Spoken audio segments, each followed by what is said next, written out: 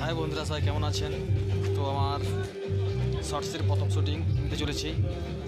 তো এই প্রথমবার দেখতে পাচ্ছেন জায়গাটা কেমন। আমাদের একটা ছোট্ট গ্রাম। তো শুটিংয়ের শুরু তো নিতে চলেছি, বৃষ্টিও শুরু হয়ে গেছে। তো দেখতে পাচ্ছেন চারিদিকে ঘুরিয়ে দেখাচ্ছি, সঙ্গে থাকুন, সাথে থাকুন। দেখতে পাচ্ছেন তো সবাইকে শুভ সকাল।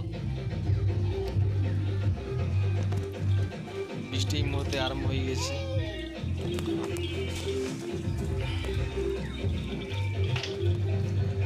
যদিও বলবার কিছু ছিল, কিন্তু এই মুহূর্তে বৃষ্টি আরম্ভ হয়ে গেছে, আর কিছু করার মতো নেই।